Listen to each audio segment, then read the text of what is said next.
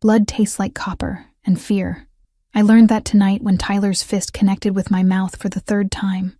Now I'm sitting in the emergency room at Mercy Hospital, pressing an ice pack against my swollen face while trying to remember how to breathe without my ribs screaming. The intake nurse barely looked at me when I said I fell down the stairs. She's heard it before. I saw it in her eyes. That mixture of pity and frustration that makes my stomach twist. She wrote something on my chart and told me to wait. I've been waiting 23 minutes. I know because I've been watching the clock above the reception desk, counting seconds, trying to focus on anything except the throbbing pain radiating through my entire body. My left arm is purple from wrist to elbow. Tomorrow it'll be darker. Tomorrow I'll need long sleeves again. The ER is chaos tonight. October rain brought accidents, apparently. 2 ambulances arrived since I got here. Sirens wailing, paramedics shouting medical jargon I don't understand despite being a teacher. I should probably know more about anatomy. Then again, I shouldn't need to know which bones break easiest. Hannah Foster? I stand too quickly. Pain explodes through my torso and I have to grab the armrest to keep from falling. The nurse pretends not to notice. Exam room 4, follow me. The hallway smells like antiseptic and bad coffee. We pass rooms with curtains drawn, voices murmuring behind them. Someone is crying softly. Someone else is arguing with a doctor about insurance. Normal hospital sounds. Except none of this is normal. None of this should be happening. Exam room 4 is small and cold. The nurse takes my vitals without speaking. Blood pressure elevated. Pulse racing. Temperature normal. She writes everything down. The doctor will be in shortly. You'll need x-rays for those ribs. She leaves before I can respond. I sit on the paper-covered table, and it crinkles beneath me. The sound is too loud in the silence. I stare at my hands. My knuckles are scraped from when I tried to shield my face. It didn't work. I should call Megan. My sister will be worried if I don't check in. We talk every few days, and she always asks the same question. Are you okay? I always lie and say yes. Tonight the lie would be harder to sell. She'd hear it in my voice. She'd know. Jessica from work texted me earlier asking if I wanted to grab dinner tomorrow. Sweet Jessica, who brought me coffee last week when I looked tired. She doesn't know why I'm always tired. She doesn't know about the nights I spend sleeping in my car because going home feels dangerous. She tried to help once. Suggested I talk to someone. I told her everything was fine. Everyone thinks everything is fine. The door opens. But it's not a doctor. It's a man in a dark suit, tall and broad-shouldered, with the kind of presence that fills a room immediately. He looks at me with eyes that are calculating and intense. Ms. Foster. Not a question. A statement. My heart hammers against my damaged ribs. I'm waiting for the doctor. My name is Franco. He steps inside and closes the door behind him. My employer would like to speak with you. I don't know your employer. Not yet. He gestures toward the hallway. He's in a private room down the hall. It'll only take a moment. Fear spikes through me, sharp and immediate. This is wrong. Everything about this is wrong. I don't think... Please. His tone softens slightly. He heard about your situation. He'd like to help. I don't need help. I fell down some stairs. Franco's expression doesn't change, but something flickers in his gaze. Recognition, maybe. Or disappointment. The stairs, right. He opens the door wider. 5 minutes of your time. That's all he's asking. I should refuse. Should tell him to leave, call for security, make a scene. But there's something in the way he's standing there, patient and calm, that makes me hesitate. And beneath the fear is something else. Curiosity, maybe. Or desperation. 5 minutes, I hear myself say. The hallway feels longer walking back through it. Franco moves with precision, his footsteps measured and quiet despite his size. We pass exam room 3, exam room 2, and stop at a door marked Private Suite. He knocks once. A voice from inside says, "Come in." Franco opens the door and steps aside, letting me enter first. The room is nicer than the one I was in. Actual furniture instead of just an exam table. A small sofa. A television mounted on the wall. And sitting in a chair near the window, with his right shoulder heavily bandaged, is a man who makes my breath catch. He's maybe 35, with black hair and eyes so dark they're almost black too. Sharp features, strong jaw, the kind of face that belongs in movies or magazines. He's wearing a hospital gown, but somehow makes it look deliberate. When he looks at me, I feel exposed in a way that has nothing to do with my injuries. "Thank you, Franco." His voice is low, controlled. "Close the door." Franco does. I hear the soft click and realize I'm alone with a stranger who shouldn't know my name. "Who are you?" My voice shakes despite my effort to sound steady. "Christopher Ravellini." He gestures to the chair across from him. "Please sit. You look like you're about to collapse." He's not wrong. I sink into the chair, grateful to be off my feet. Christopher watches me with an intensity that should feel threatening, but somehow doesn't. I apologize for the unusual approach. I heard the nurses talking about you. About what they think happened. Heat floods my face. They don't know anything. They know what domestic violence looks like. The words land like a punch. I look away, focusing on the window behind him. Rain streams down the glass, distorting the city lights beyond. "I fell," I repeat. "Down the stairs." His tone makes it clear he doesn't believe me. "How many stairs?" "I don't remember." "Did you hit your head?" "No." "Then you'd remember." He leans forward slightly, winces, and settles back. "I'm not here to judge you or force you to admit anything. I'm here to offer you a way out." I meet his gaze. "A way out of what?" "Whatever situation led you to this hospital tonight." Anger flares through the fear and pain. "You don't know anything about my situation. I know what it's like to watch someone you care about suffer and feel powerless to stop it." His expression darkens. "I know what it's like to live in fear, and I know what it's like to finally decide you've had enough." Something in his voice makes me pause. There's history there, pain that mirrors my own. "Why do you care?" I ask quietly. Christopher is silent for a long moment. When he speaks again, his voice is rougher. "My mother. She stayed with my father for 16 years. 16 years of broken bones and black eyes and apologies that meant nothing. I was too young to help her for most of it. When I finally got old enough, strong enough, I made sure he never hurt her again." The implications in that statement are clear. I should be terrified, should run from this room and never look back. But I'm frozen in place, caught between horror and something that feels dangerously close to hope. "I don't know you," I say. "No, but I'm offering you protection, a safe place, resources. Whatever you need to get away from whoever did this to you. I have a sister, Megan. She lives in Brooklyn. She'd worry. You can contact her. Explain that you're safe. I have a job. I teach elementary school. PS 147. My students need me. And you'll return to them when you're ready." I shake my head. "You're talking about leaving my entire life behind. I'm talking about staying alive." The bluntness of it steals my breath. Because he's right. Some part of me, the part I've been ignoring for months, knows that Tyler is going to kill me eventually. It's not a question of if anymore. Just when. "I don't even know you," I say again, weaker this time.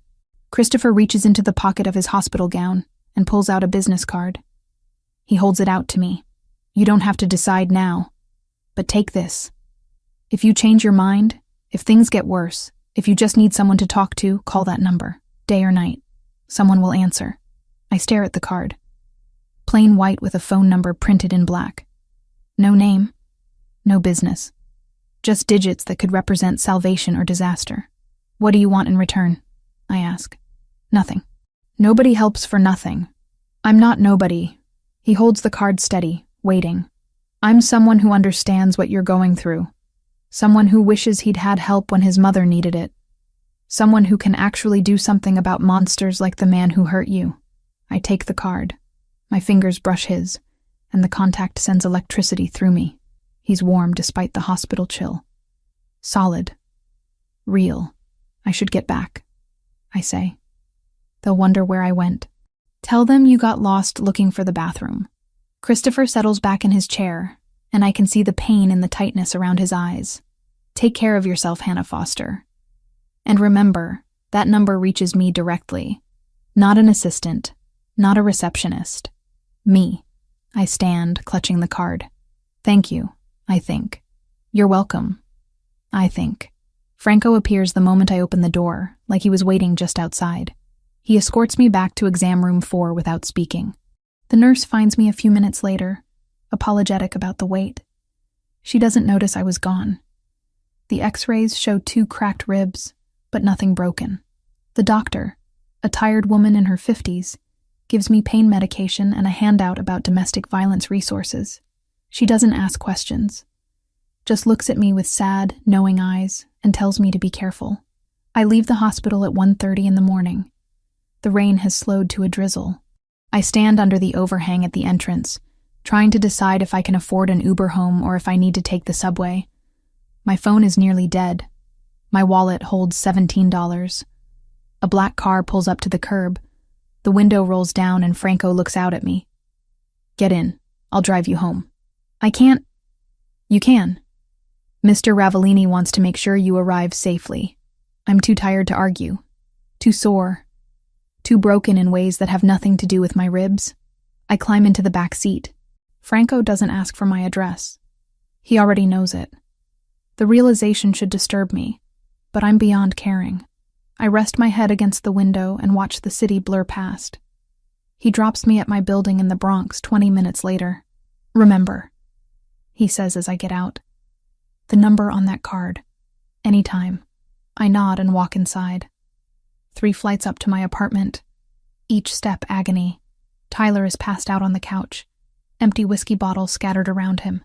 I lock myself in the bedroom and sit on the floor with my back against the door. The business card is still in my pocket. I pull it out and stare at the numbers. Christopher Ravellini, a man who was shot tonight and still found time to offer help to a stranger. A man with dark eyes and darker history. A man who said he understood. I should throw the card away. Should forget this entire night happened. Should go back to pretending everything is manageable.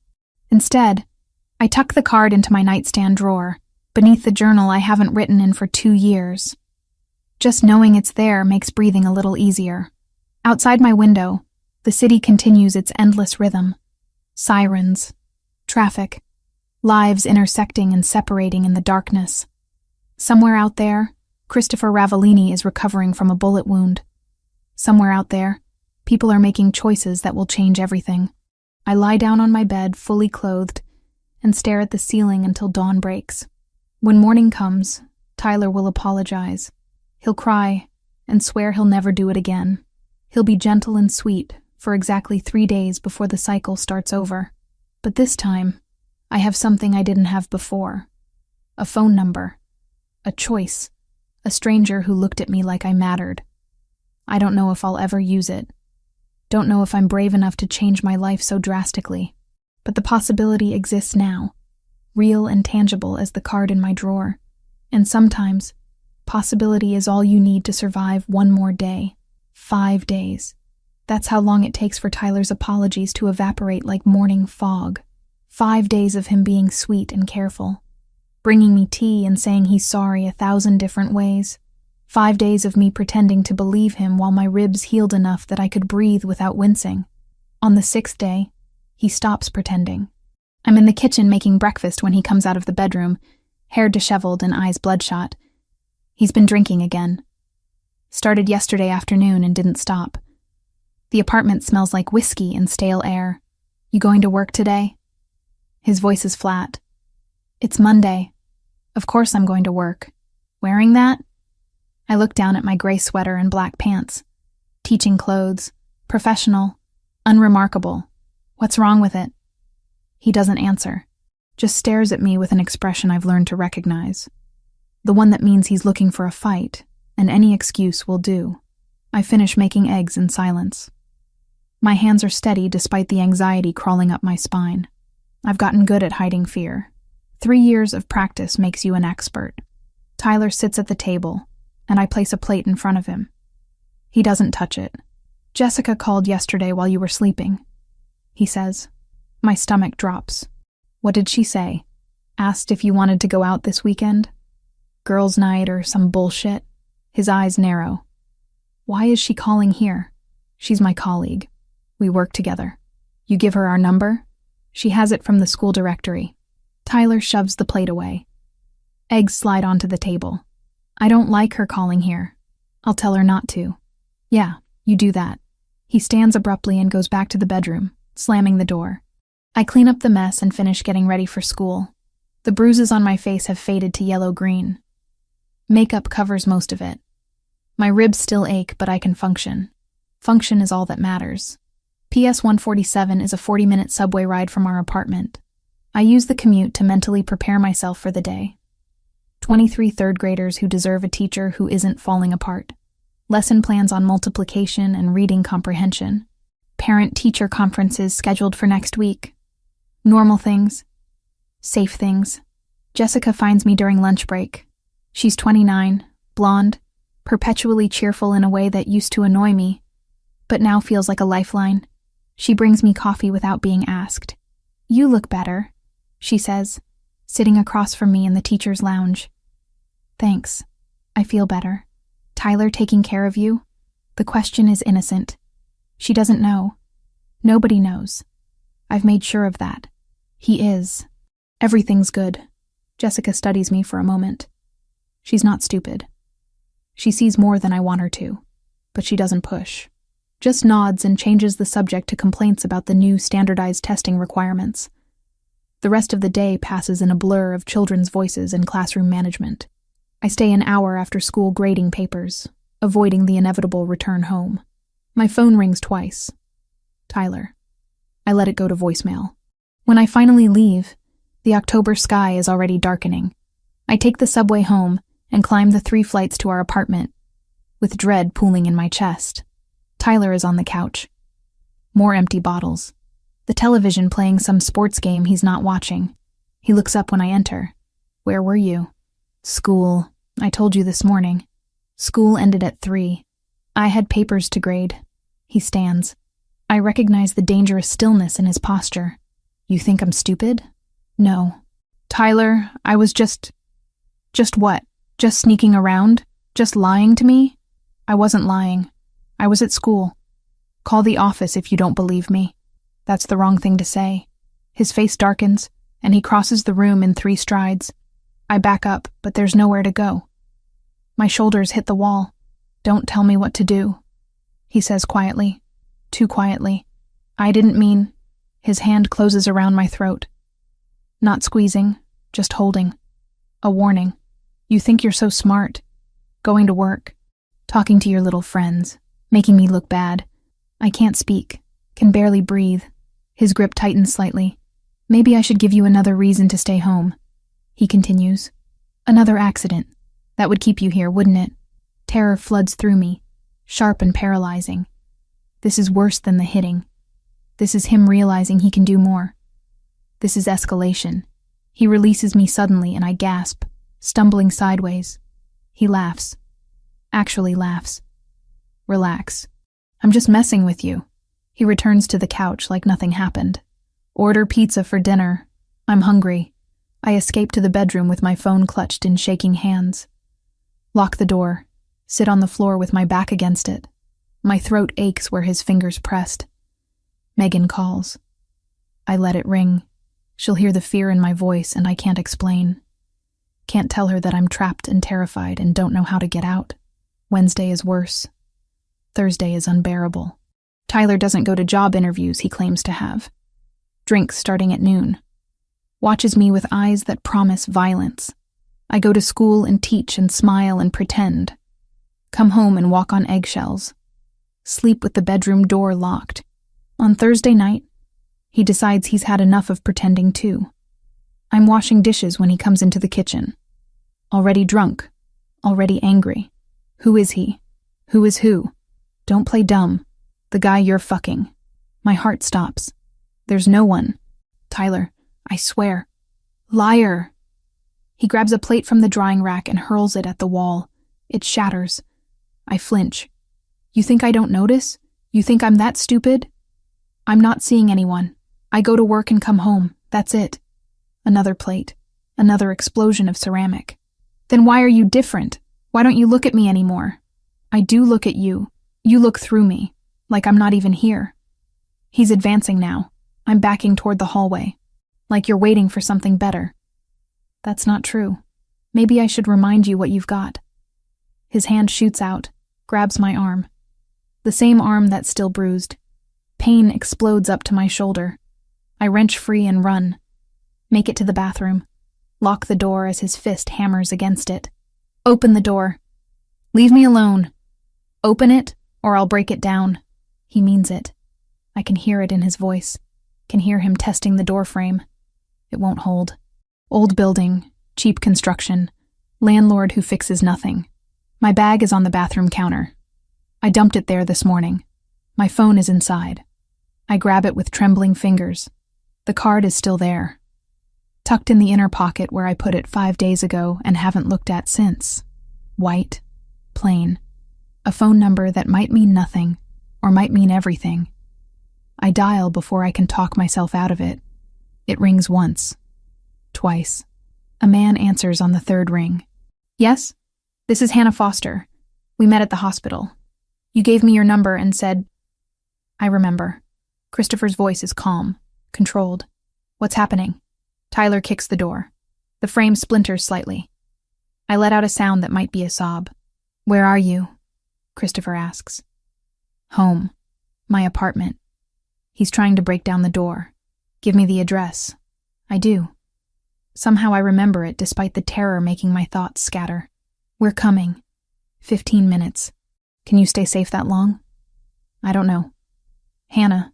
His voice changes. Becomes urgent. Listen to me. Move anything heavy you can in front of that door. Buy yourself time. We're already moving. I can hear it. Voices in the background. Orders being given. An engine starting. I'm scared. I whisper. I know. Hold on. The line stays open. I can hear him talking to someone. Franco, I think. Giving directions. Telling someone to move faster. Tyler hits the door again. Wood cracks. He's going to get through. I shove the laundry hamper against the door. Then the small bathroom cabinet. It won't hold long, but it might give me minutes. Hannah? Christopher's voice. Still here. 8 minutes. Can you hear sirens? I listen. Nothing yet. Just Tyler cursing and hammering on the door. No sirens. There won't be. We're not police. That should terrify me. Should send up red flags and warning signals. But all I feel is relief. Time stretches, each second lasting hours. Tyler's assault on the door becoming more violent. Wood splintering, the lock bending. Then, suddenly, silence. I hold my breath. Listen. Voices, new ones, male, authoritative. Step back from the door. Franco. I recognize his voice from the hospital. Now. Who the hell are you? Tyler. Slurring. Confused. Someone who's going to give you a choice. You can walk out of here on your own, or we can carry you. Your decision. This is my apartment. You can't... The sound of a scuffle. Tyler shouting. Then nothing. A knock on the bathroom door. Gentle. Hannah. It's Franco. You can open up now. I move the hamper. The cabinet. My hands are shaking so badly I can barely turn the lock. The door opens and Franco is there, looking exactly as I remember. Calm. Professional. Behind him, the apartment is empty except for broken dishes and overturned furniture. Where is he? Being secured. Mr. Ravellini is downstairs. He'd like to speak with you. I step into the hallway on legs that barely support my weight. Everything feels surreal. Like I'm watching this happen to someone else. Christopher is in the building entrance, still wearing a sling on his right arm. When he sees me, something in his expression shifts, becomes gentler. Are you hurt? I shake my head. Can't speak. Get whatever you need from the apartment. You're not staying here tonight. Where? Somewhere safe. Somewhere he can't find you. Christopher looks at Franco. Help her pack. 5 minutes. Franco escorts me back upstairs. I move through the apartment like a ghost, grabbing clothes, toiletries, my laptop. Everything fits in one bag. My entire life reduced to essentials. Downstairs, a black SUV idles at the curb. Christopher opens the back door for me. I climb in, clutching my bag. The city passes outside the windows. I watch without really seeing. We drive for 20 minutes, maybe more. The neighborhoods improve. Buildings get taller, cleaner, more expensive. We stop in front of a high-rise in Upper Manhattan. The kind of building with a doorman and marble lobby and elevators that don't creak. Christopher leads me inside. The doorman nods at him. No questions. No surprise at the late hour, or the woman with one bag following him. The penthouse is on the 32nd floor. The elevator opens directly into it. I step out and stop. Floor-to-ceiling windows overlooking the city. Modern furniture. Art on the walls. Space. So much space after years in a cramped two-bedroom with water-stained ceilings. Guest room is down that hall, Christopher says. Bathroom attached. Help yourself to anything you need. I don't understand. My voice sounds strange, distant. Why are you doing this? Because nobody should live in fear. He moves toward the kitchen, favoring his injured shoulder. Are you hungry? I'm not. Haven't been able to eat properly in days. But I nod anyway. Christopher pulls out ingredients with his good hand, makes sandwiches, pours water. We sit at the kitchen island in silence. What about Tyler? I ask finally. He's being questioned. We need to know if he'll be a problem going forward. And then, Christopher meets my eyes. That depends on you. On me? On what you want to happen. This is your choice, Hannah. It always has been. I take a shaky breath. I want to never see him again. Then you won't. It's that simple. That final. I should ask what that means. Should demand details. But exhaustion crashes over me like a wave, and suddenly I can't keep my eyes open. You should sleep, Christopher says. We can talk more in the morning. He shows me to the guest room. King-sized bed. Soft carpet. Windows with curtains that actually block out light. It's the nicest room I've ever been in. When the door closes behind him, I sit on the edge of the bed and cry. Not from fear anymore. From relief. From the realization that for the first time in 3 years, I'm somewhere Tyler can't reach me. I lie down fully clothed and sleep deeper than I have in months. When I wake, sunlight is streaming through gaps in the curtains. I check my phone. 9:30 in the morning. Friday. I should be at school. I find Christopher in the kitchen making coffee. His sling is off, but he moves carefully. Feeling better? He asks. I think so. I need to call school. Tell them I won't be in.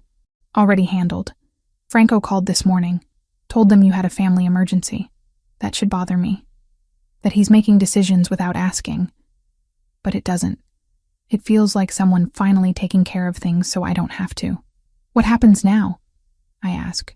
Christopher pours 2 mugs of coffee. Hands me one.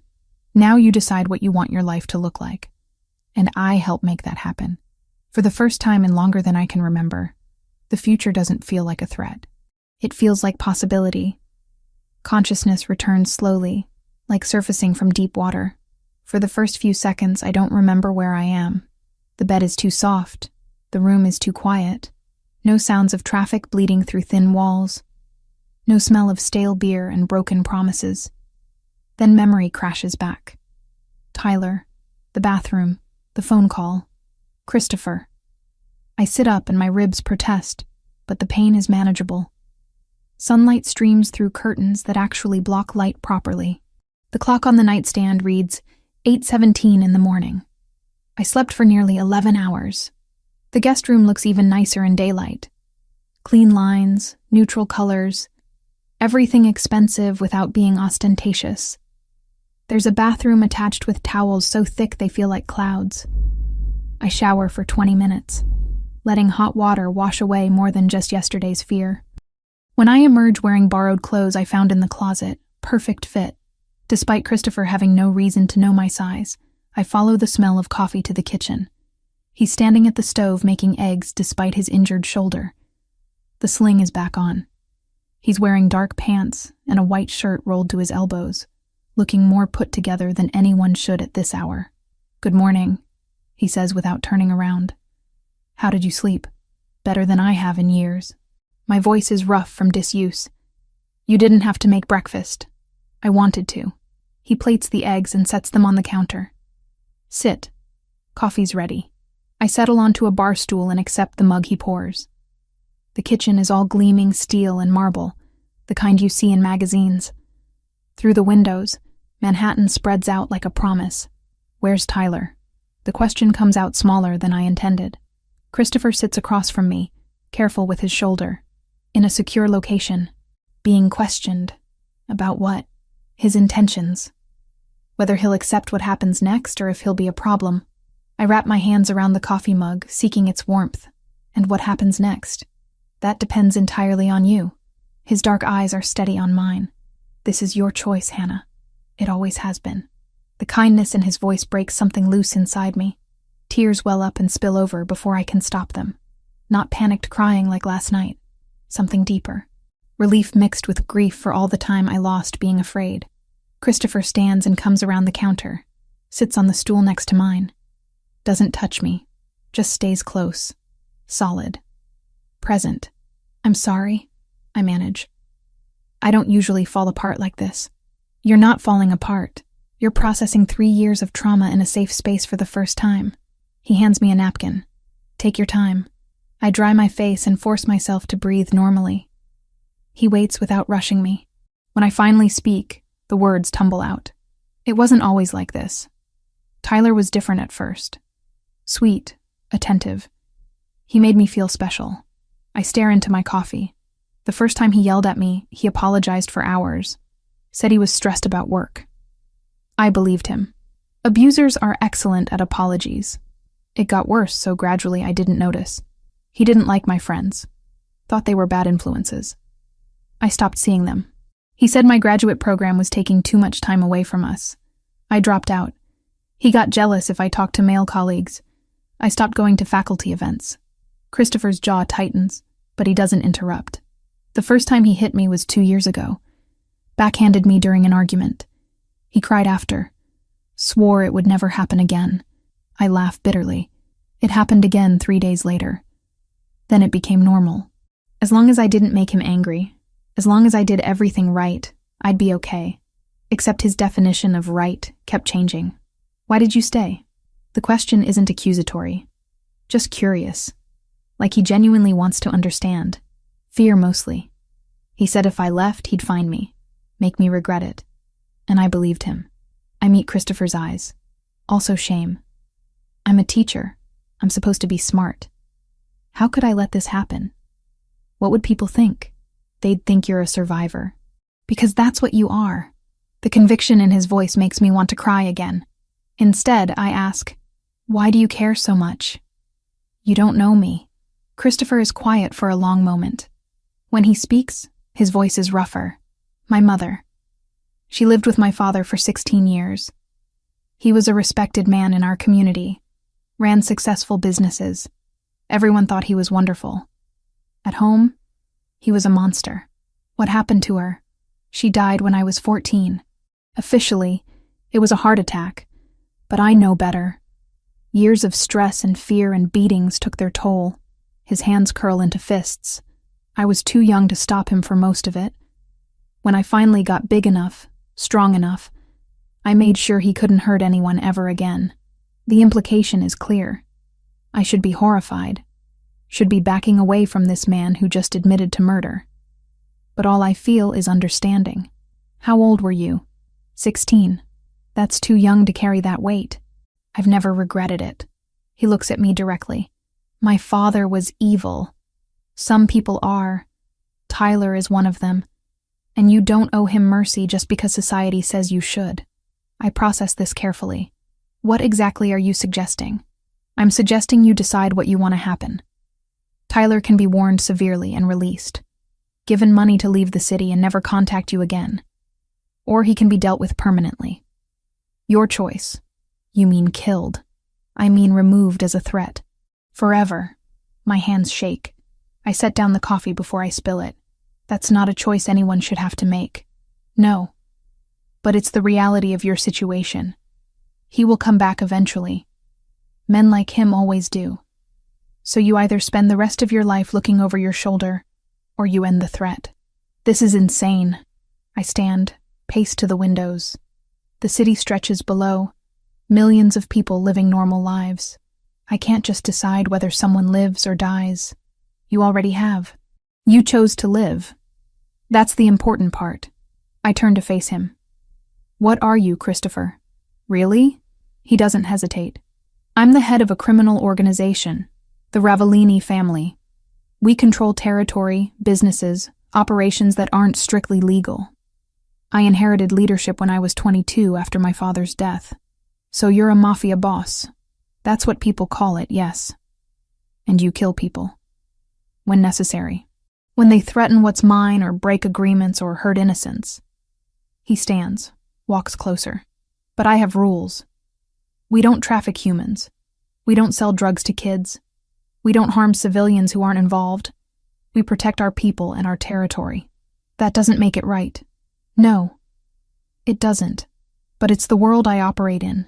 He stops a few feet away. I'm not asking you to approve of what I do. I'm offering you protection and resources. In exchange, I ask nothing except that you make decisions for yourself, instead of out of fear. I study his face. Dark eyes that don't waver. Strong features that hold secrets and violence, and something that looks almost like hope. Why me? I whisper. You could help anyone. Why did you choose me? Because when I heard those nurses talking about you, I saw my mother. And I saw myself at 14, powerless to help her. This time I'm not powerless. This time I can actually do something. The honesty in his words cuts through all my reservations. He's not a hero, not a savior, just someone who understands and has the means to help. I need to call my sister, I say. Megan. She lives in Brooklyn and she'll be worried if she doesn't hear from me. Of course. Use my phone if yours isn't working. I retrieve my phone from the guest room. It's dead. Christopher gives me a charger and I wait for it to power up. Megan answers on the second ring. Hannah? Thank God. I've been trying to reach you. I'm okay. Better than okay, actually. I take a breath. I left Tyler. Silence. Then, what? When? Where are you? Last night. I'm staying with someone who's helping me. A friend. What friend? Hannah, are you safe? I'm safe, I promise. I just need a few days to figure things out. I'm coming to get you. Tell me where you are. No. Megan, please. I need space right now. I need to process everything. I'll call you every day, okay? But I need you to trust me. More silence. I can hear her breathing, deciding whether to push. You swear you're safe? You swear this isn't Tyler manipulating you? I swear. Tyler is gone. This is my choice. Okay. She doesn't sound convinced, but she's backing off. But I want to see you soon. Like, within the week. Deal. I love you. Love you too. Be careful. I end the call and find Christopher watching me from the kitchen doorway. She took that better than expected, I say. She loves you. She'll accept what you need. Next call is harder. The school. I dial the main office and get the receptionist. PS 147, how may I help you? Hi, this is Hannah Foster. I need to speak with Principal Morrison, please. One moment. Principal Morrison comes on the line. She's been running the school for 15 years and knows everything that happens within its walls. Hannah, I heard you had to leave suddenly yesterday. Is everything all right? Not really. I need to request medical leave. 2 weeks to start. This is about Tyler, isn't it? Not a question. My throat tightens. Yes. Say no more. I'll approve it immediately. Take whatever time you need. Your students will be covered. Thank you. I'm sorry for the short notice. Hannah? Her voice gentles. I've suspected for a while. Jessica mentioned concerns. I'm just glad you're getting help. Don't apologize for surviving. We end the call, and I sit heavily on the couch. Christopher joins me, keeping respectful distance between us. 2 weeks, I say. That's how long I have to figure out my entire life. It's a start, and you can take longer if you need it. What about Tyler? What happens to him? Christopher's expression becomes unreadable. I need you to understand something. Once you make this decision, it's final. There's no changing your mind later. So think carefully about what you actually want. I close my eyes and let myself imagine it. Tyler still existing somewhere in the world. Always a threat. Always a possibility that he'd show up drunk and angry. Or I imagine him gone. Completely. Permanently. never able to hurt me or anyone else again. When I open my eyes, Christopher is waiting patiently. 3 years, I say quietly. 3 years of my life stolen. 3 years of fear and pain, and pretending everything was fine. Jessica tried to help. She saw the signs. I shut her down because I was too scared of what Tyler would do if I told anyone. That's not your fault. I know. Logically, I know. But I'm still angry. At him for what he did. At myself for letting it continue. I meet Christopher's gaze. I want him gone. I want to never worry about him again. I want to live without fear. Then he'll be gone. Just like that. Just like that. The simplicity of it should disturb me. Should trigger moral outrage. But all I feel is relief washing over me like a wave. What do I owe you for this? I ask. Nothing. You owe me nothing. People don't do things for free. I do. When it matters. He stands, offers me his hand. Come on, let's get you settled properly. You'll stay here as long as you need. No pressure, no expectations, just safety. I take his hand and let him pull me up. His palm is warm, calloused, steady. For the first time since I can remember, I feel like maybe everything actually will be okay. 10 days pass in a strange kind of peace. I settle into Christopher's penthouse like a guest who doesn't quite belong, but isn't asked to leave. He gives me space, asks nothing of me, and somehow that makes it harder to maintain emotional distance. I wake each morning to coffee already made and breakfast waiting. We eat together, mostly in silence, but it's comfortable. He works from home, takes calls in his study with the door closed, speaking in low tones that I don't try to overhear. I read books from his extensive library, watch the city through floor-to-ceiling windows, and slowly remember what it feels like to breathe without fear. The nightmares come anyway. I wake gasping, convinced Tyler is breaking down the door. Christopher appears within minutes every time, standing in the hallway outside my room, asking quietly if I'm all right. He never comes in uninvited, never assumes, just waits until I say I'm fine, then disappears back to his own room. Franco visits daily, bringing updates I don't ask about and don't want to know. Tyler is gone. That's all that matters. How or where or in what condition, I've learned not to question. On the 10th morning, everything changes. I'm curled up in the library reading when I hear voices in the entryway. Multiple voices. Male. Urgent. I set down my book and move to the doorway cautiously. The living room is filling with men. Dozens of them. All dressed in dark suits, all carrying themselves with the kind of controlled violence that makes my pulse spike. They don't notice me standing in the shadows, too focused on Christopher, who's directing them with quiet authority. Adriano, secure the perimeter. Joseph, make sure the feed is encrypted. Franco, bring him when I signal. Him. Someone is being brought here. My stomach knots. Christopher turns and sees me. His expression shifts, becomes gentler. He crosses the room in long strides. Hannah, I apologize for not warning you. We have business to conduct here. It might get loud. What kind of business? The kind that involves family betrayal. His jaw tightens. You're not in danger, but I understand if you want to stay in your room until this is finished. I should. Should retreat to safety and pretend I don't know what he is, what he does. But something in me rebels against hiding anymore. I'll stay. Christopher studies my face. You're sure? I want to understand your world if I'm living in it. He nods slowly. Then stay in the library. Watch if you need to, but don't intervene. Whatever you see, whatever you hear, it's necessary. The men continue arriving. I count 23 before I lose track. They fill the living room, standing in formation like soldiers awaiting orders. Christopher moves among them, speaking to each briefly, his presence commanding without being loud.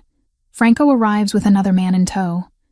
This one is younger, maybe late 20s, with dark hair and features similar to Christopher's. Family resemblance is unmistakable. Roberto.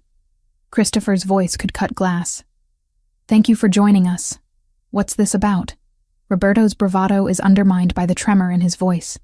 He knows. Whatever he did, he knows he's caught. Gentlemen, Christopher addresses the room. 10 days ago, Someone leaked information about our shipment routes to the O'Sullivan family in Boston. 3 of our trucks were intercepted. Merchandise worth $2 million was stolen. 2 of our drivers were killed. The temperature in the room drops. Every man goes still. I've spent those 10 days tracking the leak, following the money, tracing communication patterns. Christopher pulls out a folder, tosses it onto the coffee table. Roberto, care to explain why your personal account received $50,000 from an O'Sullivan shell company the day before the attack? Roberto's face drains of color. That's not what it looks like. No? Then explain what it looks like. I don't have to explain anything to you. Wrong answer. I can see it in how every man in the room shifts slightly, hands moving toward weapons they haven't drawn yet. Christopher's expression doesn't change, but something about him becomes more dangerous. You're right, you don't have to explain. The evidence speaks clearly enough. You sold out your family for $50,000 and a promise that the O'Sullivans would back your claim to leadership. You're paranoid. That money was a loan. From our enemies. Return to them with our confidential information. Christopher steps closer. You killed 2 of our men, Roberto. Anthony left behind 3 kids. Joseph had a pregnant wife. Their blood is on your hands. Those men were expendable. The room erupts. Not with noise, but with motion. 23 men moving as one, drawing weapons, advancing on Roberto, who realizes too late that he's made his final mistake. Enough. Christopher's voice cuts through the tension. The men freeze. Roberto, you're my cousin, my blood. That used to mean something. It still means I should be leading this family, not you. Your father was weak. He let sentiment cloud judgment. You're the same. My father was a monster who beat my mother to death. I am nothing like him. Christopher's voice is ice. But you're right about one thing. I do let sentiment influence my decisions. That's why you're going to walk out of here alive. Roberto's relief is visible. Christopher, I'm not finished. You're banished. As of this moment, you have no family, no protection, no name. Every organization in this city and beyond will know you betrayed blood. You'll have 24 hours to leave New York. If you're still here after that, the offer of life expires. The implications settle over Roberto like a death shroud. Banishment in this world is worse than execution. He'll be hunted, friendless, without resources or allies. Every enemy Christopher has will see him as easy prey. You can't do this. I just did. Franco, escort him out. Roberto's eyes sweep the room, looking for support, finding none. These men know what betrayal costs. They know mercy when they see it, even if it doesn't look merciful. Franco grabs Roberto's arm, but Roberto wrenches free and reaches for his waistband. The motion is smooth, practiced. He's going for a gun. He doesn't clear leather before Franco has him disarmed and on the ground. The weapon slides across the floor. Nobody moves to retrieve it. Get him out, Christopher says quietly, and make sure everyone knows why. Franco hauls Roberto to his feet and marches him toward the door. The other men part to let them through. When the door closes behind them, silence fills the space like a held breath. Christopher addresses his men. Let this be a reminder. Loyalty is everything in this family. You protect your brothers. You keep the code. You never, ever sell out your own. He pauses. Go home to your families. Kiss your wives. Hug your children. Remember what we're actually protecting. The men file out quietly, each nodding to Christopher as they pass. Within minutes, the apartment is empty, except for me standing in the library doorway, and Christopher standing alone in the suddenly cavernous living room. He sees me, and something in his posture changes. The hard leader facade cracks slightly. You shouldn't have watched that. You gave me the choice. And if you're terrified of me now, I'll understand. He moves to the windows, staring out at the city. That's what I am, Hannah. What I do. I judge. I punish. I make decisions about life and death. I cross the room slowly, my heart hammering for reasons that have nothing to do with fear. Would you have really killed him? If he'd drawn that weapon, yes. Without hesitation. He's your cousin. He was my cousin. Now he's a traitor. Christopher turns to face me. Does that scare you? It should. I stop a few feet away from him. But mostly I'm impressed by the restraint. You could have killed him. Your men expected you to. You chose mercy instead. That wasn't mercy. That was strategy. His death would have started a war with his father's side of the family. Banishment sends a message without spilling blood. It's still a choice. A harder one than violence would have been. He studies me with those dark, intense eyes. You're not what I expected. What did you expect? Someone who would run screaming the moment they saw this side of me. I've lived with a monster for 3 years. You're not one. I take a breath, but I don't want to be helpless anymore. I don't want to hide in back rooms while things happen around me. What are you asking? Teach me. Self-defense. How to protect myself. I never want to feel powerless again. Christopher is quiet for a long moment. You're sure? Yes. It won't be easy. Training means pain, exhaustion, pushing past your limits. Good. I'm tired of being fragile. Something like pride flickers across his face. Tomorrow morning. 6 a.m. The gym is on the 2nd floor. Wear comfortable clothes. The next morning, I discover Christopher's gym is better equipped than most commercial facilities. Weights, machines, mats, and a boxing ring that looks well used. He's already there when I arrive, wearing training pants and a fitted shirt that shows exactly how lethal he is even without weapons. His shoulder is healing well, almost back to full mobility. First lesson, he says. Self-defense isn't about fighting fair. It's about surviving. Forget everything you've learned about being nice. If someone attacks you, you hurt them badly enough that they can't continue. Okay. Show me how you'd throw a punch. I make a fist and swing awkwardly. He catches my wrist easily. Wrong. You'll break your thumb like that. He adjusts my hand, his fingers warm against my skin. Thumb outside. Power comes from your legs and core, not your arm, like this. He demonstrates. The movement is efficient, controlled, devastating. We spend 2 hours on basic strikes. Punches, palm strikes, elbows. My muscles scream, but I don't stop. Can't stop. Every movement is reclaiming power Tyler stole from me. Christopher is patient, correcting my form repeatedly, never frustrated. When I finally land a proper strike on the training pad he's holding, his approval is genuine. Better, again. By the end of the week, training becomes my favorite part of each day. Christopher pushes me hard, but never past what I can handle. He teaches me where to hit to cause maximum damage, how to break holds, where the body's vulnerable points are. But it's more than just technique. It's the way he watches me with focus that borders on intensity, how his hands linger when adjusting my stance, the heat that builds between us in those close moments on the mat. I'm starting to feel something I shouldn't. Something dangerous. Attraction to the man who saved me, to the darkness wrapped in discipline, to the violence tempered by unexpected gentleness. I tell myself it's gratitude. Stockholm Syndrome, maybe. Anything except what it actually is. But late at night, alone in my room, I can't stop thinking about him. And that terrifies me more than anything Tyler ever did.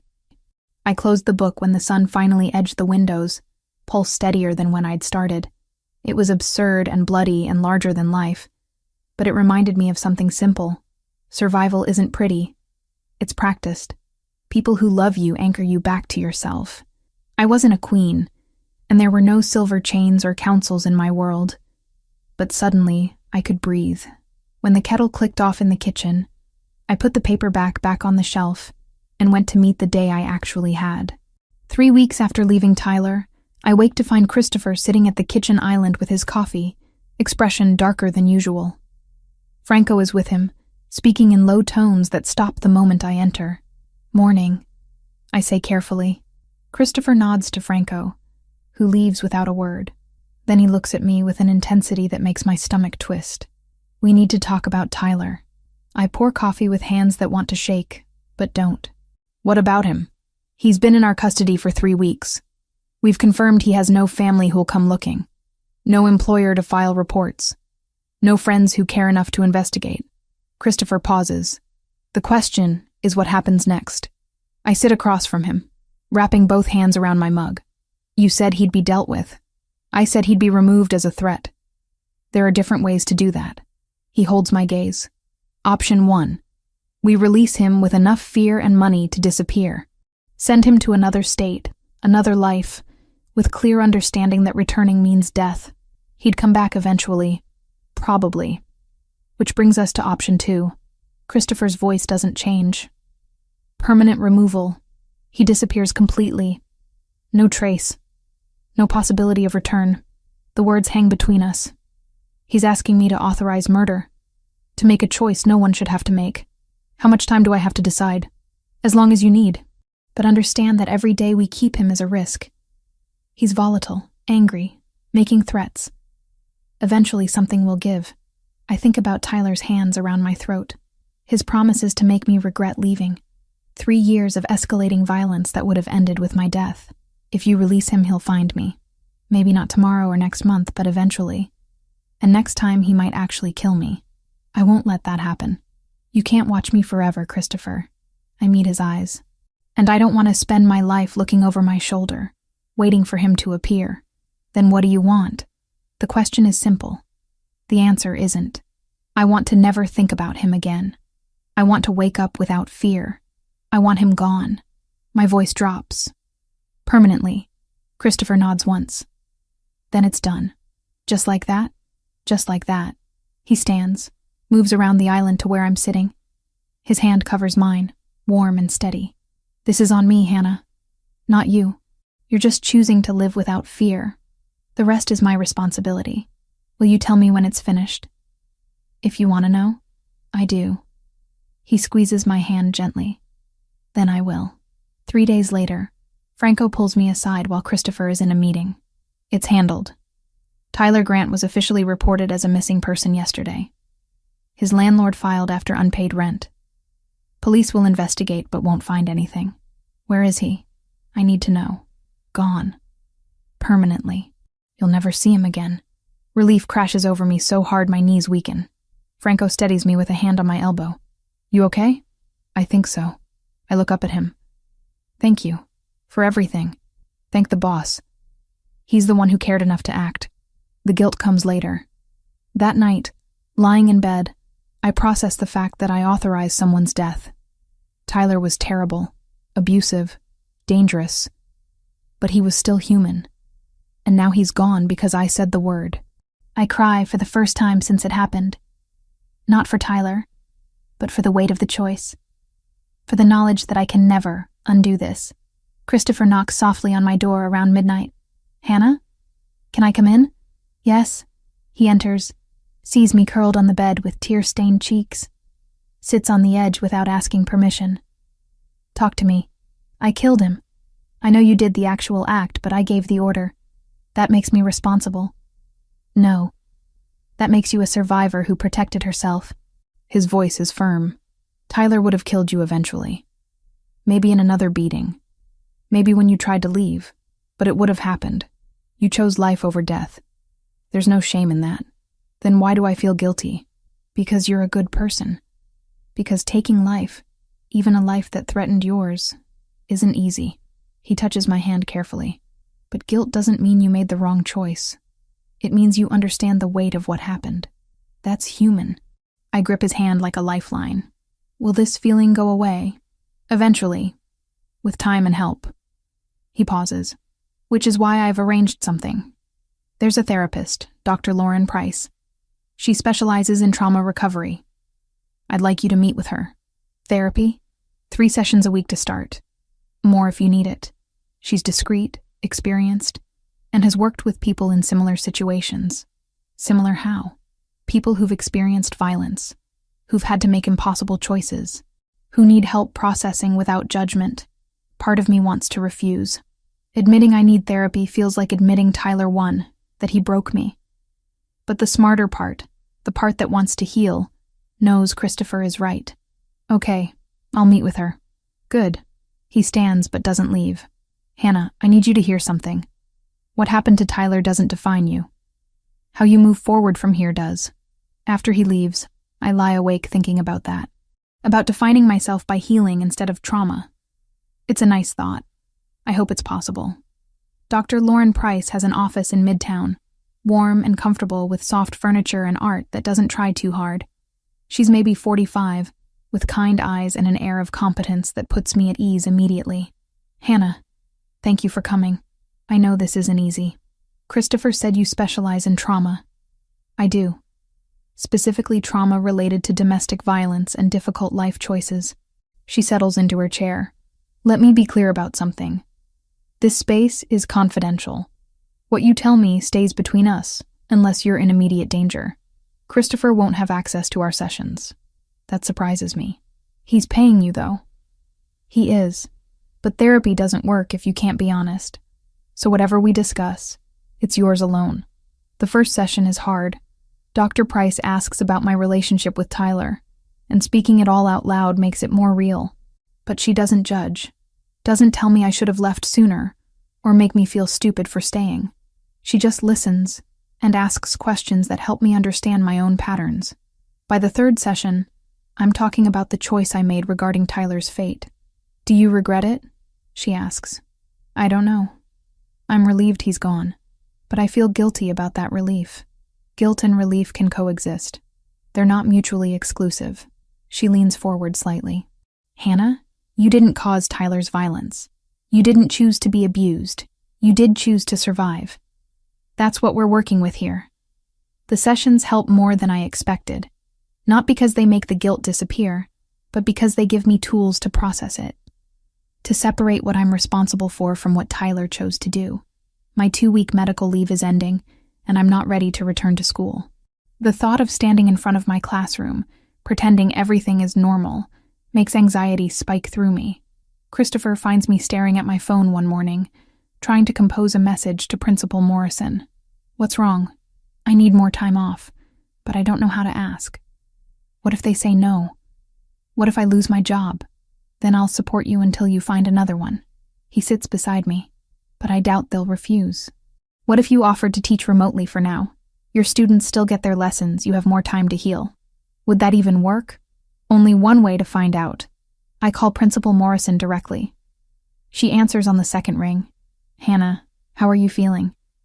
Better, but not ready to come back yet. I take a breath. I was wondering if there's any way I could teach my class remotely for a while, just until I'm ready to be on campus again. Silence. Then, let me see what I can arrange. Give me a day to work out logistics. She calls back the next afternoon. The school is approving remote teaching for up to 3 months. I'll conduct virtual lessons, coordinate with a substitute for in-person support, and check in weekly with the administration. Thank you, I say, throat tight with gratitude. I really appreciate this. Take care of yourself, Hannah. Your students will be here when you're ready. 4 weeks after meeting Christopher, I decide it's time for Megan to visit. She's been patient, accepting my daily phone calls without demanding to see me, but I can hear the worry in her voice every time we talk. Bring her here for dinner, Christopher suggests when I mention it. Let her see you're safe. She's going to have questions. About you. About why I'm living in a penthouse in Manhattan. Tell her whatever you're comfortable with. I'll follow your lead. Megan arrives Saturday evening wearing suspicion-like armor. She hugs me fiercely at the door, then steps back to look me over. You look different. Different how?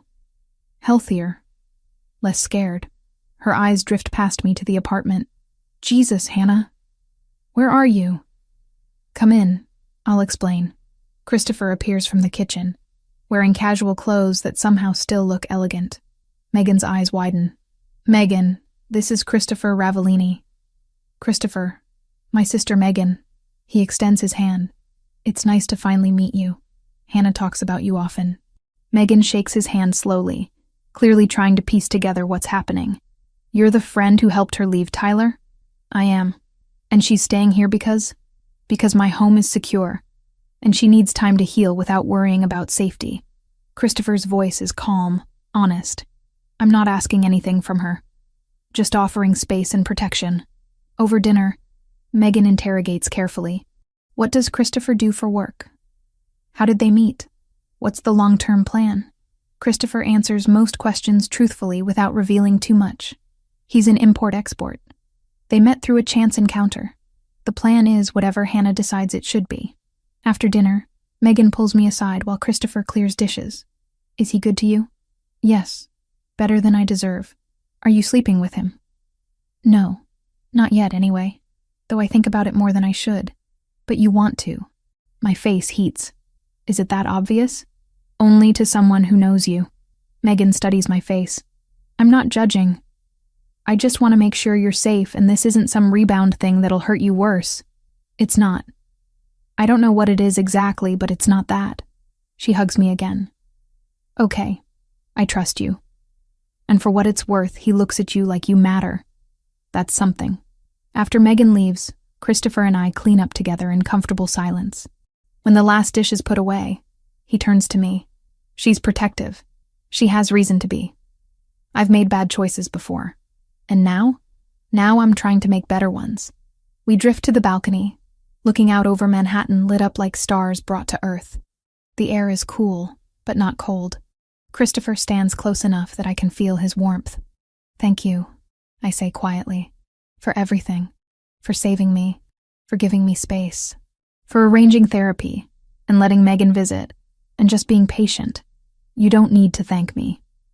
I do, though. I turn to face him. You've given me my life back. You did that yourself. I just provided resources. Christopher. I step closer. Stop being noble for 1 second and let me be grateful. He laughs softly. All right. You're welcome. The space between us is charged, electric. I've felt this building for weeks. During training sessions when his hands adjusted my stance. At breakfast when our eyes met over coffee.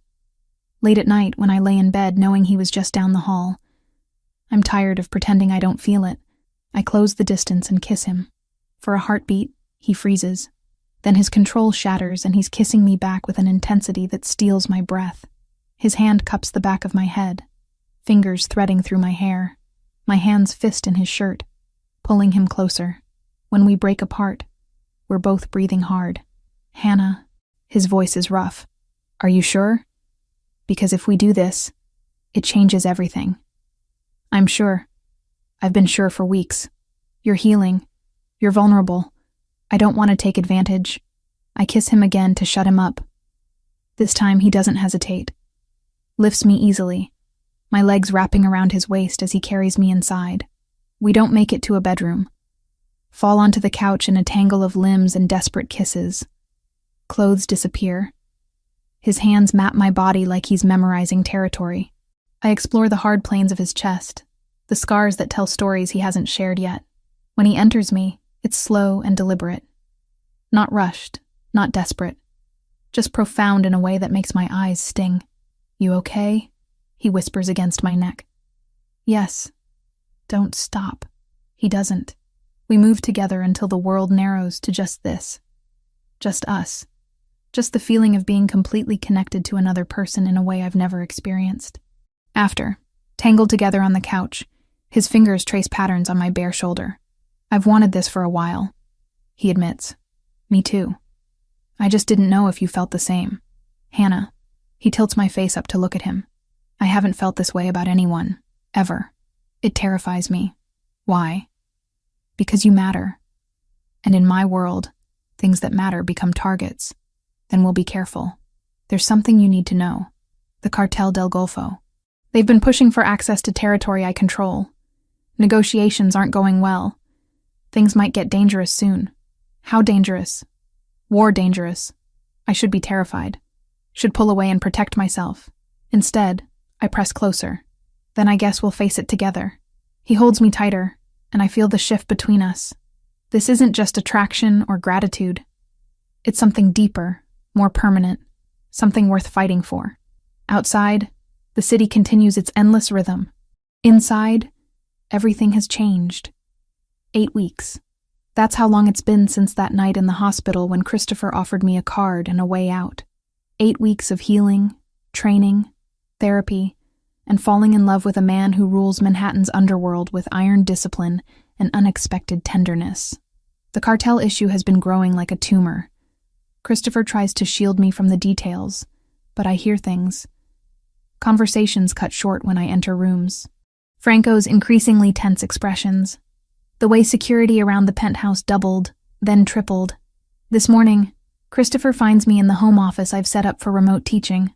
My laptop displays 23 third graders in a virtual classroom, all talking at once about the book we're reading. "All right, everyone," I say, smiling at the screen. "Remember your homework. We'll discuss Chapter 5 on Monday." A chorus of goodbyes, then silence. I close the laptop and find Christopher leaning in the doorway, arms crossed, watching me with an expression I can't quite read. "What?" I ask. "You're good with them. The kids. They're why I became a teacher." I stand, stretch muscles tight from sitting. "What's wrong? You have that look." "What look?" "The one that says you're about to tell me something I won't like." He crosses to me, takes my hands. "The Cartel del Golfo attacked 2 of our warehouses last night. Killed 2 men. They're escalating." My stomach drops. "Are you okay? Is Franco?" "We're fine. We weren't there." His jaw tightens. "But this is war now. They want access to port operations I control. I've refused. They're trying to force my hand. What does that mean for us?" "It means you stay here. No going out without my approval and heavy security. I can't risk them using you against me." Part of me wants to argue. I've spent 3 years being controlled, told where I could and couldn't go. But this is different. This is protection, not possession. And the fear in his eyes is real. "Okay," I agree. "I'll be careful." He kisses my forehead. "Thank you. But careful feels like suffocating after 3 days. I'm teaching online, doing therapy via video call, and staring at the same walls until I want to scream. When Megan texts asking if we can meet for lunch, I jump at the chance. Christopher is in a meeting when I find Franco in the kitchen. I want to see my sister. Just for lunch. Brooklyn. That cafe she likes on 5th Avenue. Franco's expression is carefully neutral. "The boss won't approve. Then I'll go without approval. Hannah." He sighs. "You know I can't let you do that. So come with me. Bring whoever you need. But I'm going crazy locked in here, Franco. I need to see my sister." He studies me for a long moment, then pulls out his phone. "I'll arrange it. 4 guards minimum. You don't leave their sight." Christopher finds out, of course. Calls me while I'm getting ready. "Franco told me about your plan. I'm sorry I didn't ask you directly. But Christopher, I need this. I need to feel like I still have a life outside these walls." Silence. Then, 4 guards. You stay in public spaces. Any sign of trouble, you leave immediately. I promise. Hannah, his voice drops. If something happens to you, I won't recover from it. Do you understand? Nothing will happen. It's just lunch. The cafe in Brooklyn is exactly as I remember. Small, cozy, smelling of coffee and fresh bread. Megan is already there when I arrive, flanked by Franco and 3 other men who position themselves strategically around the space. "This is subtle," Megan says dryly as I slide into the booth across from her. "Christopher's being cautious. Because of the cartel thing?" She lowers her voice. "I Googled him, hon. Christopher Ravellini. Articles about organized crime, territory disputes, violence. What are you doing with someone like that? Surviving. Healing. Living." I reach across the table to squeeze her hand. I know it looks bad from the outside. But he saved me, Meg. Not just from Tyler, from myself, from giving up. But at what cost? I don't know yet. But I'm choosing this. Eyes open. Heart willing. She wants to argue more. I see it in her face. But the waitress arrives and we order sandwiches, shift to safer topics. She tells me about her job, her apartment, her latest dating disaster. I laugh for the first time in days. We're halfway through lunch when everything goes wrong. The front window explodes inward. Glass shrapnel everywhere. Someone screams. Franco is moving before I process what's happening, throwing me to the floor, his body covering mine. Gunfire. Rapid, controlled bursts. I can't see anything except Franco's back, feel his weight pressing me into the floor. Around us, chaos. Shouting in Spanish, return fire from Christopher's men. Then Franco jerks, goes heavy. I feel wetness spreading across my shoulder where his chest presses against me. "Franco?" My voice is too high, too scared. He doesn't answer. Someone grabs my arm, hauls me up. Not Franco. A stranger with cold eyes and a gun pressed to my temple. "Move and I shoot," he says in accented English. I freeze, can't breathe, Can't think. Around us, the shooting has stopped. I see Franco on the ground, bleeding. 2 other guards down. The 4th is backing away, hands raised, outgunned. Megan. Where's Megan? I spot her under a table, phone in hand, terror on her face but alive. Relief crashes through me. The man holding me says something in Spanish to his companions. They laugh. Then he's dragging me toward the shattered window, toward a black van idling at the curb. I try to fight, use techniques Christopher taught me.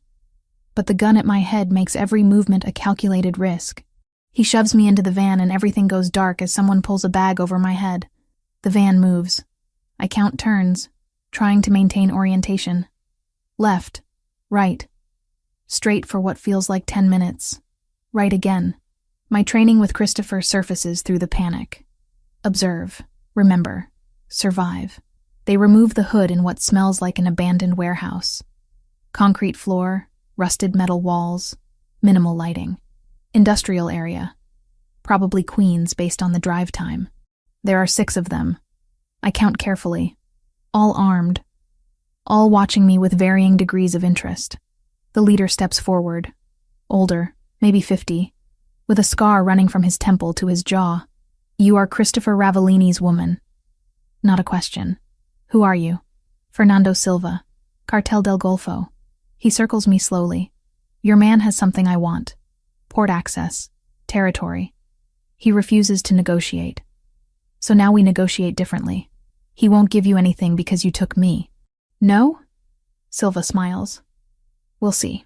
One of his men sets up a camera. Silva pulls me to my feet, positions me in frame.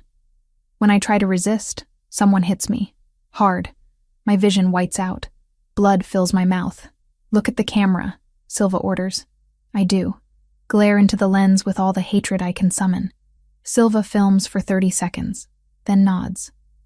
The camera stops. Send it. Let Ravellini see what we have. They tie me to a chair after that. Industrial zip ties that cut into my wrists. My face throbs where I was hit. I can feel my lips swelling. Taste blood. Think. I force myself to focus through the pain. 6 men. 2 exits I can see. 1 loading dock door. 1 regular door.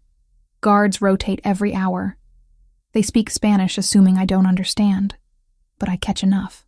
Christopher has 6 hours to respond to their demands. After that, they start sending pieces of me. Dr. Price's voice echoes in my head. Techniques for managing panic. Breathe in for 4. Hold for 4. Out for 4. Hold for 4. I do it. Again and again until my heart rate slows from crisis to just terrified. Time passes in a blur. I don't know how long. Could be 2 hours? Could be 5. The warehouse is cold. My body aches. But I stay focused. Stay alert. Watch for opportunities. Then I hear it. Distant. The sound of vehicles approaching fast. Silva hears it too. He's on his feet, barking orders. His men move to positions, weapons ready. The loading dock door explodes inward. I scream reflexively. Can't help it. Smoke fills the space. Gunfire erupts from every direction. I can't see anything. Can't do anything except press myself as flat as possible in the chair, trying to become small, invisible, anything to avoid the bullets flying past. The shooting is deafening. Organized chaos. Christopher's men moving like a military unit. Silva's men falling back, outmatched. A figure emerges from the smoke. Christopher. Moving with lethal precision, weapon raised, face a mask of cold fury I've never seen before. Our eyes meet. Relief crashes through his expression for 1 second before it hardens again. He's still in battle mode. He reaches me, cuts the zip ties with a knife, pulls me up. Are you hit? No, just bruised. Can you walk? Yes. Stay behind me. Don't look. But I do look. Can't help it. Bodies everywhere. Blood spreading across concrete. Silva trying to crawl toward an exit. Christopher leaves me with one of his men and crosses to Silva. Puts a bullet in his head without hesitation. Execution. Final. Then he's back, pulling me toward the exit. Move. Outside, 3 SUVs wait. Franco is there. bandaged but alive, directing operations. I nearly sob with relief. Christopher pushes me into the back seat, climbs in after. The vehicle moves before the door closes. Hospital, he barks to the driver. I'm okay, I protest. You're bleeding and bruised. Hospital. His tone leaves no room for argument. I lean against him and let the adrenaline crash hit. My hands start shaking. Then my whole body. Christopher pulls me onto his lap, wraps both arms around me, buries his face in my hair. I thought I lost you. I'm here. I'm okay. 6 hours. 6 hours of not knowing if you were alive, if they were hurting you, if I'd get there in time. His voice breaks. I've never felt fear like that. But you came. You saved me. Always. I will always come for you. The private hospital is small, discreet. They treat my injuries, minor despite how bad I feel. Split lip, bruised ribs again, some cuts. Nothing permanent. Christopher doesn't leave my side. Holds my hand through examinations. Stares at the doctor like he's memorizing every word about my care. Afterward, in a private room, I finally break. The terror I held at bay for 6 hours crashes through every defense. I sob into Christopher's chest while he holds me, murmuring things in Italian I don't understand, but that sound like promises. I love you. The words fall out, unplanned, but absolutely true. I love you, and I was so scared I'd never get to tell you. He pulls back to look at my face, hands cupping my cheeks with devastating gentleness. Say it again. I love you. Again. I love you, Christopher Ravellini. His kiss is soft, careful of my injured lip. When he pulls back, his eyes are bright. You are everything to me. The thought of losing you, of existing in a world where you don't, is unbearable. I love you, Hannah. More than I knew was possible. Even though I'm complicated and broken and come with trauma and therapy and nightmares, you're not broken. You're healing. And I love every part of that journey. He kisses my forehead. We're going home. You're going to rest. And tomorrow we'll deal with everything else. Now what about the cartel? Silva is dead. His organization will fracture without leadership. The war is over. I want to feel guilty about his death, but all I feel is relief. He would have killed me. Christopher stopped him. That's all that matters. Franco drives us home as dawn breaks over Manhattan.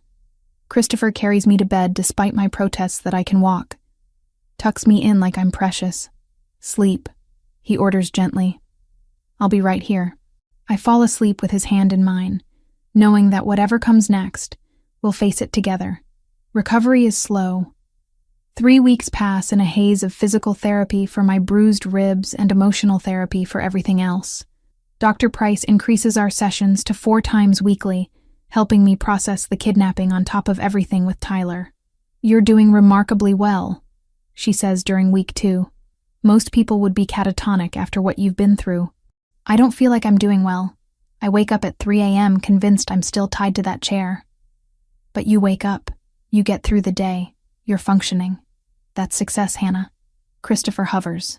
Not in a smothering way, but I can feel his constant awareness of where I am, how I'm doing. He works from home, takes calls in his study, but always keeps the door open. At night, when nightmares wake me screaming, he's there within seconds. I'm okay, I tell him after the 4th nightmare in a week. You don't have to keep checking on me.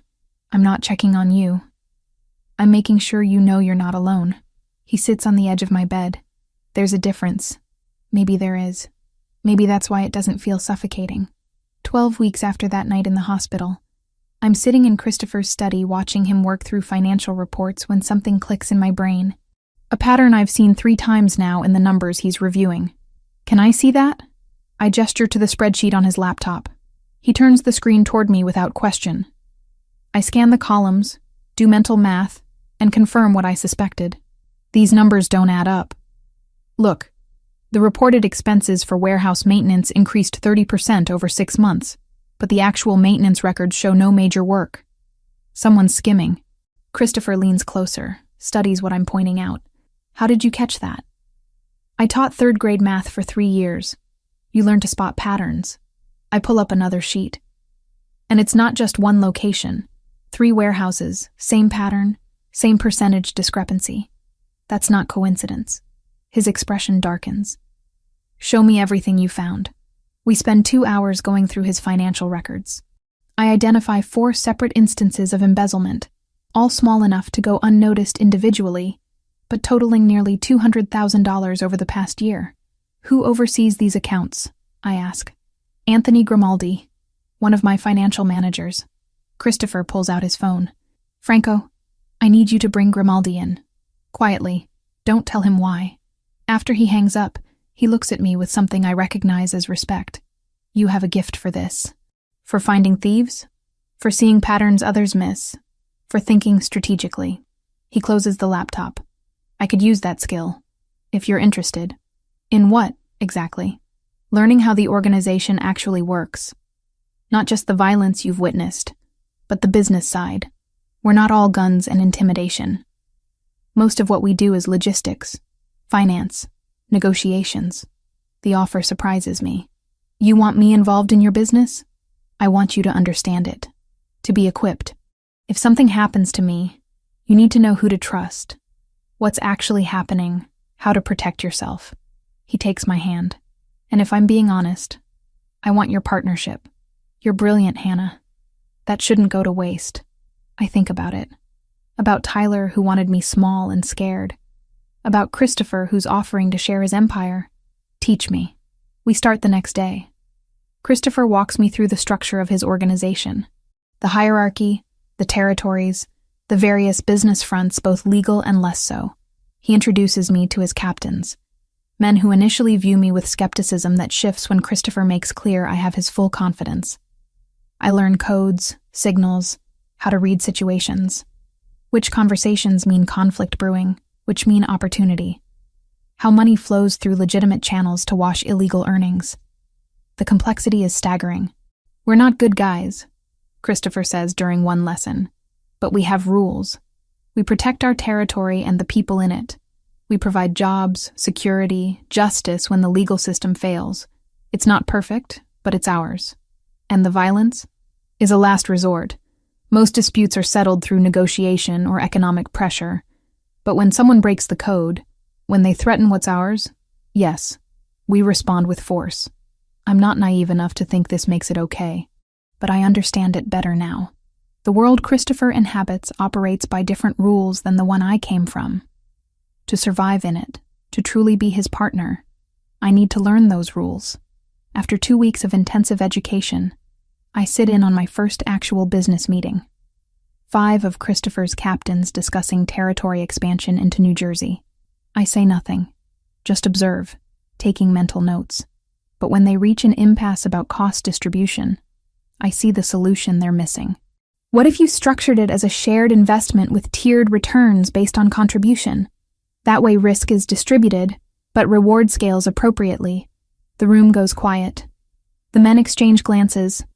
Then one of them, an older captain named Vincent, nods slowly. That could work. They implement my suggestion. The meeting concludes successfully. Afterward, Vincent approaches me. You got a head for this, Mrs. Foster. Welcome to the family. Not yet, Mrs. Ravellini, but the acceptance means something. Megan visits that weekend. I've been putting off being fully honest with her. But after everything, she deserves the truth. We sit on the balcony with wine while Christopher gives us privacy. I need to tell you something. I start. About Christopher. About what he actually does. I know he's connected to organized crime, Han. I'm not stupid. Do you know the extent? He's not just connected. He runs it. The Ravellini family. Territory throughout Manhattan and beyond. It's not small time. Megan sets down her glass carefully. Are you in danger? I was. The kidnapping proved that. But Christopher's handling it. Making things more secure. And you're okay with this? With being involved with someone like that? I love him. I say simply. I know what he is, what he does, and I'm choosing him anyway. Eyes open, Meg. I'm not being manipulated or controlled. I'm making an informed choice. She studies my face for a long time. You look happy. Actually happy, not pretending. I haven't seen that in years. I am happy. For the first time since before Tyler, maybe before that, I feel like myself, strong, capable, loved. Then I support you. She squeezes my hand. But if he ever hurts you, I'm calling the FBI personally. I laugh. Deal. 3 months after the kidnapping, I'm ready to return to teaching. Not remotely anymore. In person, at PS 147, with my actual students. Christopher arranges discreet security. 2 guards posing as school maintenance staff, always within range but never obvious. My classroom feels the same, but I'm different, stronger, more present. Jessica nearly tackles me when I walk into the teacher's lounge. Hannah, oh my God, I was so worried. We all were. Are you okay? I am now. Thank you for not giving up on me, even when I pushed you away. You're my friend. I wasn't going anywhere. She pulls back to look at me. You seem different. Good different. A lot has changed. I'll explain over coffee sometime. I'm holding you to that.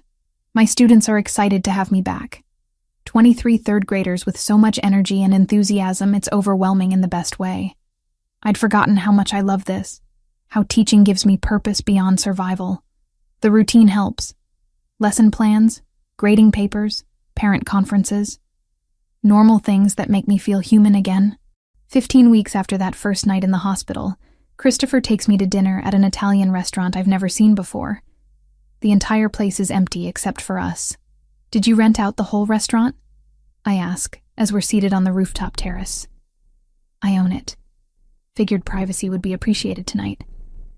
The Manhattan skyline glitters around us, 1,000 lights promising infinite possibilities.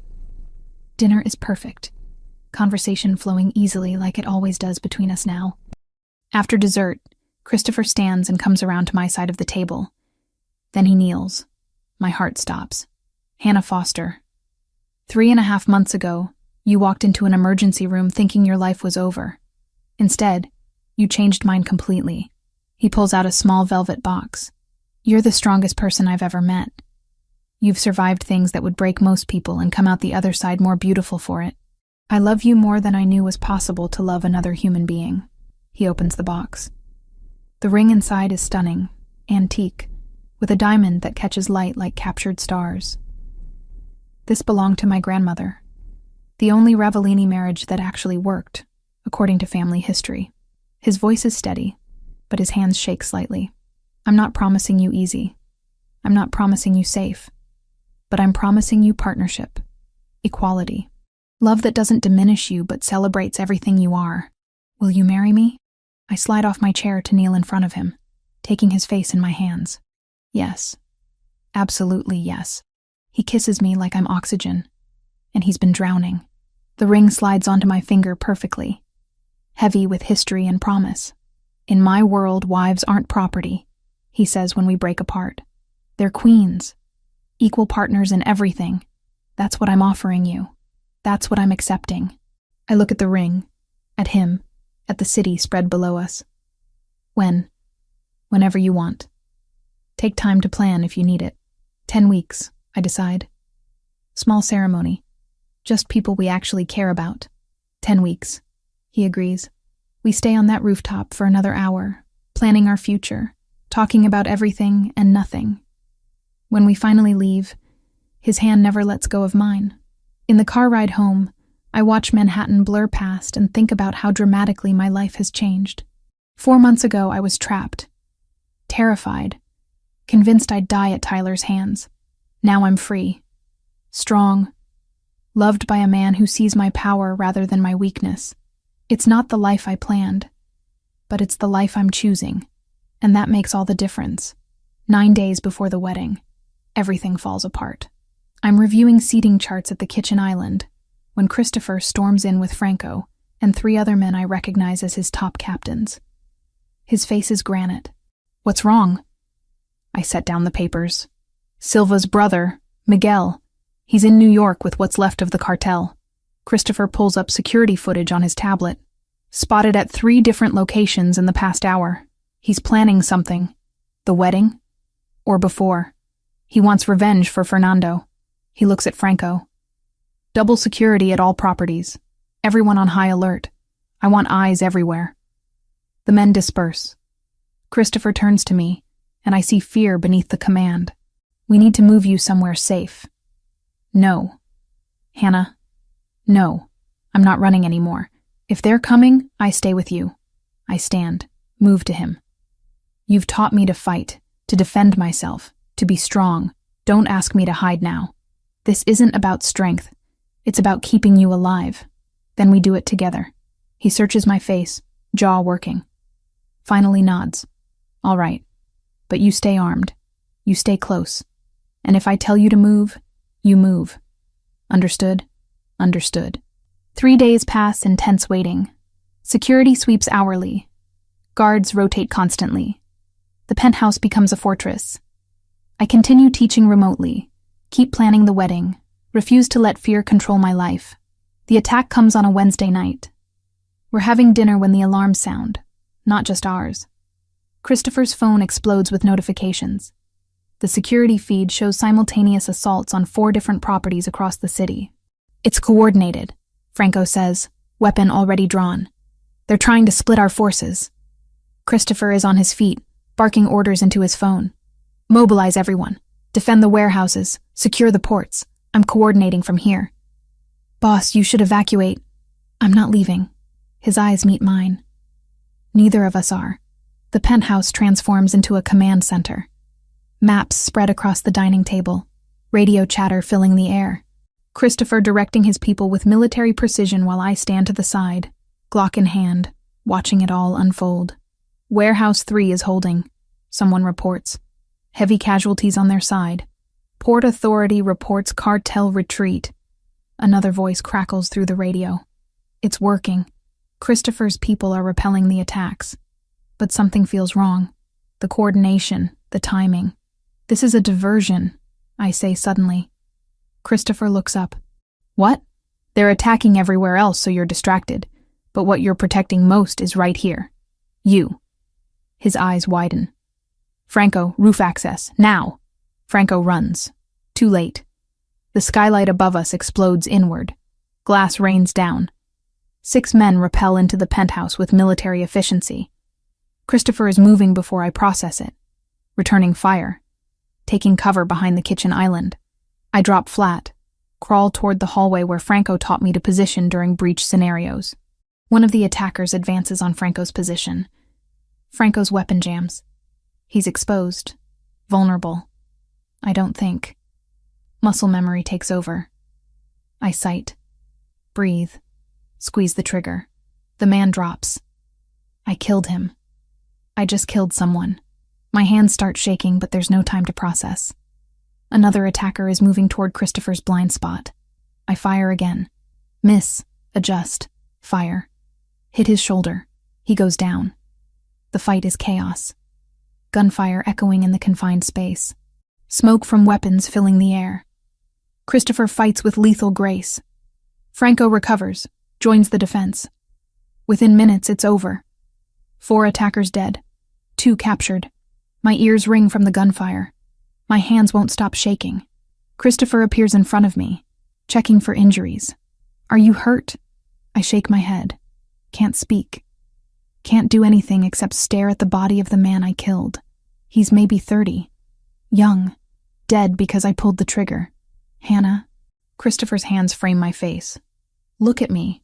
You saved Franco's life. You defended our home. This was necessary. I killed someone. The words come out broken. You survived. That's what matters. But it doesn't feel like survival. It feels like something fundamental has changed inside me.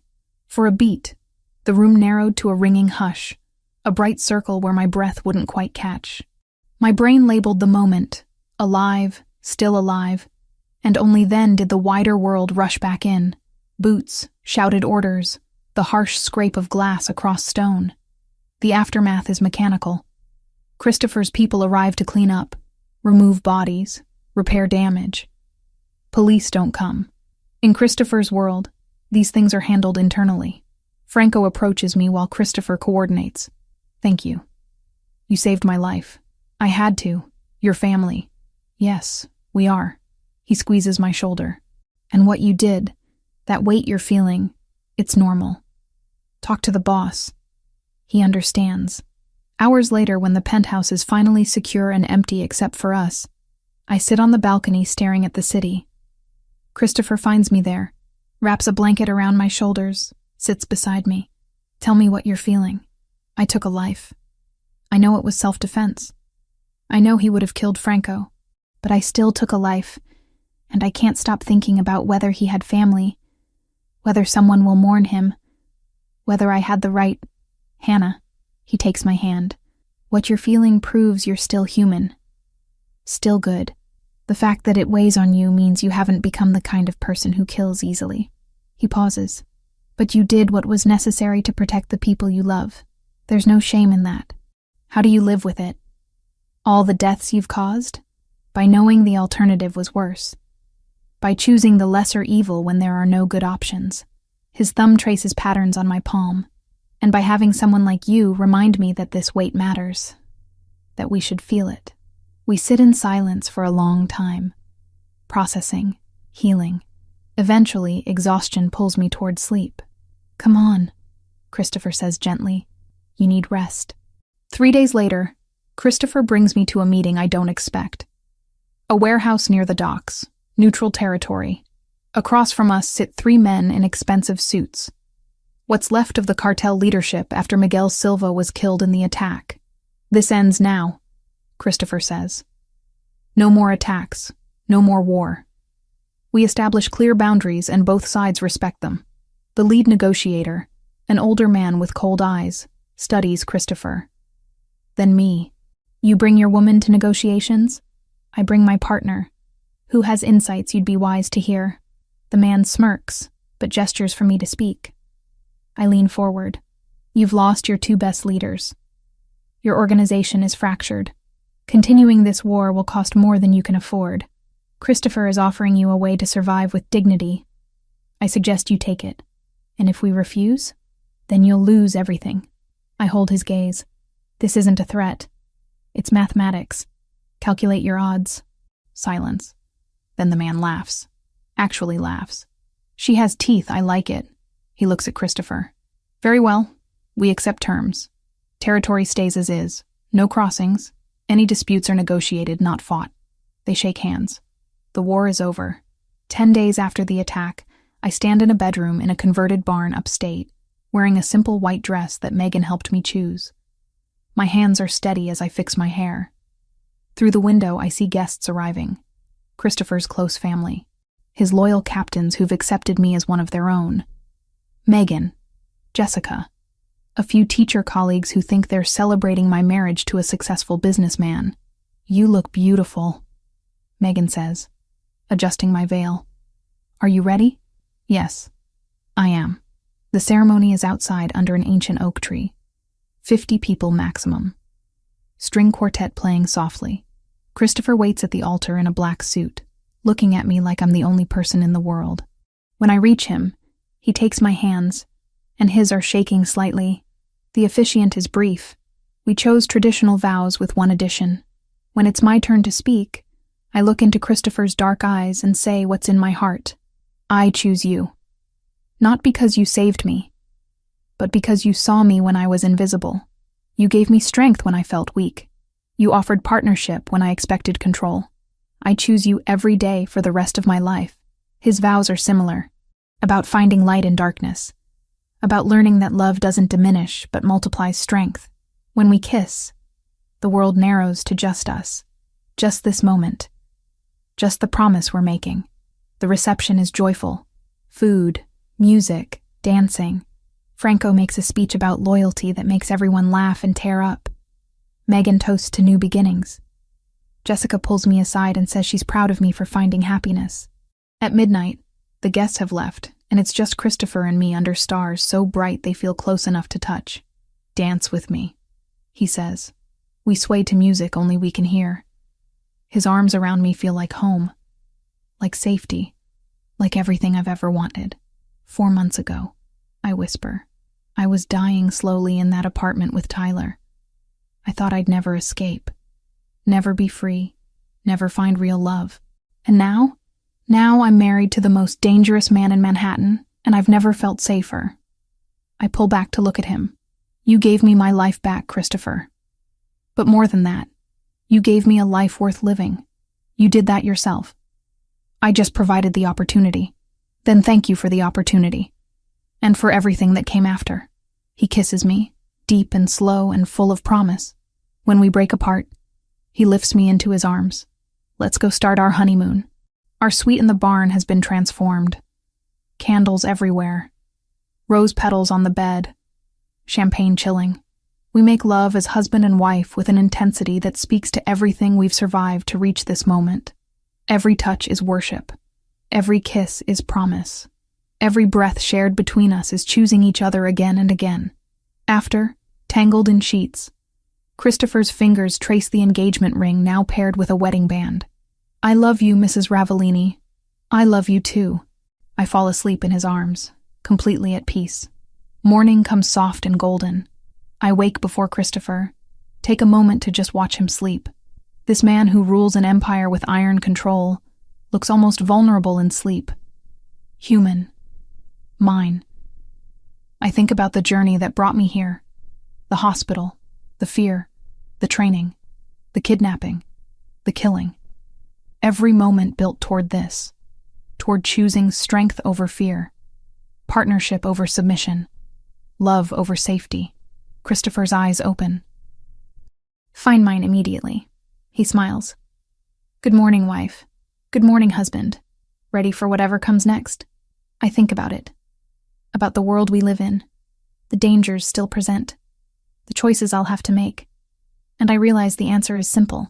With you, always. Because that's what this is. What we are. Two survivors who found each other in the darkness and chose to build something unbreakable together. It's not perfect. It's not safe. But it's ours. And I wouldn't change a single thing.